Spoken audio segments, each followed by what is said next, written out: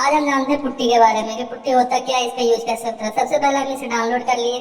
Download link मैं आपको दे दूंगा।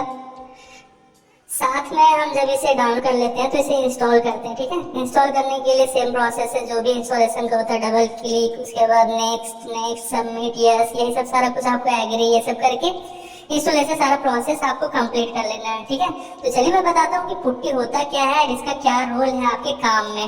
ठीक है, तो जब कभी भी हम किसी से भी कोई भी सेलर से कहीं से भी हम आईपी बाय करते हैं तो हम ये चीज एश्योर कभी भी नहीं होते हैं कि वो आईपी सिर्फ हम यूज कर रहे हैं या कोई और भी यूज कर रहे हैं। लोग सस्ते के चक्कर में बहुत सारे ऐसे आईपी बाय कर लेते हैं जिनसे उनका काम नहीं होता है। तो ठीक है, इसी चीज के लिए मैं आपको बताने जा रहा हूँ कि आपको किस तरह का आईपी बाय करना है जो कि आपके हैंड में सिर्फ हो। देखो, जो आईपी मैं बताने जा रहा हूँ वो है लिनक्स आईपी। इसका यूजर नेम और पासवर्ड आप जब चाहो तब आप चेंज कर सकते हो।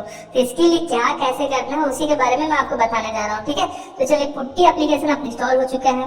तो यहाँ पे नजर नहीं आ रहा तो हम यहाँ पे सर्च कर ले रहे हैं। ठीक है, जैसे मैंने सर्च किया यहाँ पे देखो आपको दिखा होगा पुट्टी। अब ये बार बार यूज होगा, जैसे हम राइट क्लिक करके टास्क बार पे हम पिन कर देते हैं। पिन कर देंगे तो पुट्टी वाले एप्लीकेशन पे हम डबल क्लिक करेंगे, ये ओपन हो जाएगा। अब जब कभी भी आप आईपी बाय करोगे तो आपको यूजर सेलर स्क्रिप्ट देगा, साथ में आपको आईपी देगा, उसका एक यूजर नेम देगा और पासवर्ड देगा। ठीक है, तो हमेशा लिनक्स का रूट यूजर नेम होता है, पासवर्ड जो भी है यहाँ पे आपको दिख रहा होगा।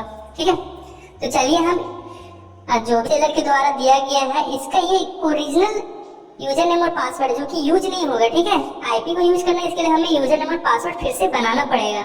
तो चलिए हम इसके लिए अपना काम को स्टार्ट करते हैं, कैसे क्या किया जाता है। तो हम दो पुट्टी का विंडो खोल लिए। ठीक है, क्योंकि अपने पास दो आईपी है। अब यहाँ पे आपको करना क्या है, आईपी को कॉपी पेस्ट कर दिए, ये खुल गया विंडो। विंडो खुलने के बाद यहाँ पे हमें स्टार्टिंग में जो रूट यूजर नेम है वो डालना है। ठीक है, दोनों जगह हमने डाल दिया। और यहाँ पे पासवर्ड कभी भी कॉपी करेंगे तो पेस्ट करने के लिए माउस का राइट बटन सिर्फ आपको क्लिक करना है, वो पेस्ट हो जाएगा। उसके बाद एंटर करने के बाद यहाँ पे स्क्रिप्ट में आप दिख रहे होगा स्टेप 1, स्टेप 2, स्टेप 3। तो आपको सबसे पहले स्टेप 1 का जो भी स्क्रिप्ट से कॉपी करके पेस्ट कर देना है। कॉपी और पेस्ट करने का तरीका मैंने आपको बताया है। हमेशा कॉपी तो जिस तरीके से करते हो उसी तरह से करना है, लेकिन पेस्ट करने के लिए आपको राइट बटन क्लिक करना है माउस का।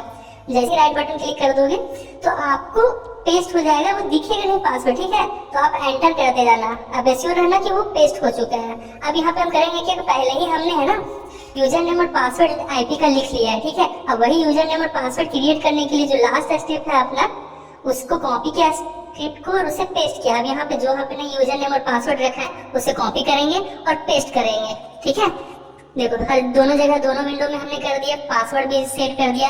अब जब लास्ट स्टेज में आप पासवर्ड डालोगे तो वो पासवर्ड आपको दिखेगा कि हमने क्या सेट किया है। ठीक है, तो चलिए हमने कर लिया सारा कुछ।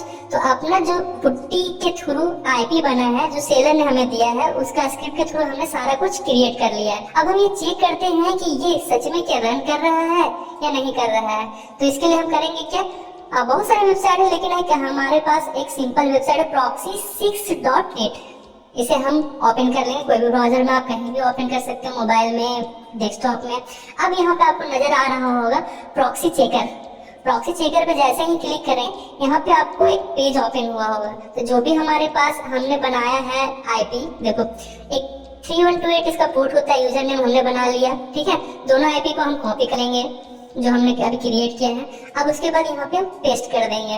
ठीक है, अब हम करते क्या, जो हमने बनाया उसमें कुछ कुछ छेड़छाड़ करते हैं। छेड़छाड़ करने का मतलब है कि पासवर्ड उसका कुछ अलग कर दे रहे हैं, चेक करने के लिए अलग कर दे रहे हैं। ये तो हमने बनाया नहीं तो ये रॉन्ग दिखाना चाहिए। ठीक है, तो चलिए चेकिंग करते हैं। अब यहाँ पे जो वैलिड होगा, मतलब जो आईपी ऑलरेडी सही होगा वो वैलिड में आएगा, जिसमें कुछ भी अगर दिक्कत हो तो इनवैलिड में वो आएगा। तो चलिए देखते हैं कहाँ पे आता है। देखिए एक आईपी तो आ गया इनवैलिड में, दूसरा आईपी भी चेक हो रहा है। देखिए क्या होता है, हाँ दोनों आईपी अगर चेक हो चुका है, यहाँ पे इनवैलिड दे रहा है। तो अब हम करेंगे कि फिर से पेस्ट करेंगे जो हमने कॉपी किया था उसमें। अगर हम आईपी में कुछ भी छेड़छाड़ नहीं करेंगे और डायरेक्ट कैप्चा एंटर करने के बाद हम चेक प्रॉक्सी पे क्लिक करेंगे। ठीक है, तो देखते हैं चेक प्रॉक्सी पे क्लिक करने के बाद अब हमारे पास रिजल्ट क्या आता है। तो अब हमारे पास रिजल्ट देखिए वैलिड में आ गया। तो सर आप हमेशा ऐसा आईपी बाय करो जो आपके कंट्रोल में हो। जब आपको मन करे उसका यूजर नेम और पासवर्ड चेंज कर दो ताकि आपके पास ही सिर्फ उसका एक्सेस हो और आपका काम बेहतर हो। Thank you.